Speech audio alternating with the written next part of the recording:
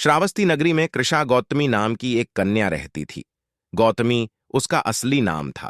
काम करते करते वह जल्दी थक जाती थी, अतएव लोग उसे कृषा गौतमी के नाम से पुकारते थे। गौतमी ने जवानी में प्रवेश किया और उसका विवाह हो गया।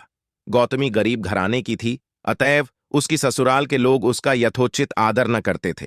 कुछ समय बाद गौतमी के एक पुत्र हुआ। अब घर में उसका आदर होने लगा, लेकिन होनहार कुछ दूसरा ही था।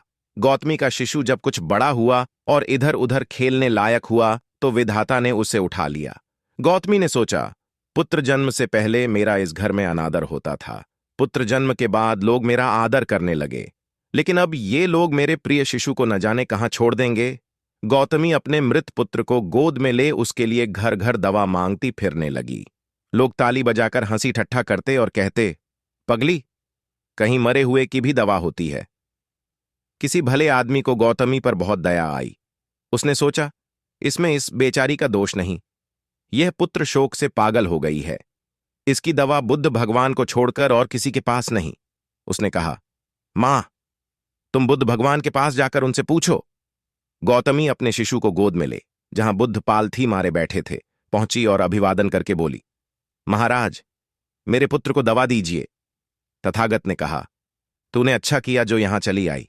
देख, तू इस नगर में से जिस घर में किसी की मौत ना हुई हो, सरसों के दाने मांग ला, फिर मैं तुझे दवा दूंगा। भगवान की बात सुनकर गौतमी बहुत प्रसन्न हुई और सरसों के दाने लेने के लिए चल दी। पहले घर में जाकर उसने निवेदन किया, देखिए, बुद्ध भगवान ने मुझे आप लोगों के घर से सरसों मांग कर लाने को कहा है, आप लोग सरसों देने की कृपा करें।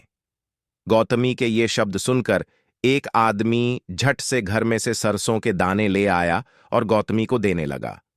गौतमी ने पूछा, पहले यह बताइए कि इस घर में किसी की मौत तो नहीं हुई?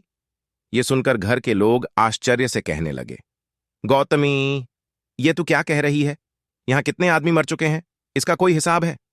गौतमी, तो मैं आपके घर से सरसों न लूंगी। गौतमी दूसरे घर गई।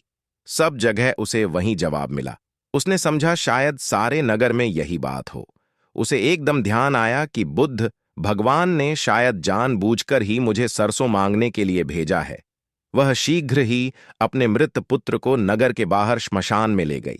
उसे अपने हाथ में लेकर बोली, प्रिय पुत्र, मैंने समझा था शायद तुम ही अकेले मरने के लिए पैदा हुए हो, लेकिन अब मुझे मालूम हुआ कि मौत सबके लिए है। जो पैदा हुआ है उसे एक न एक दिन अवश्य मरना है।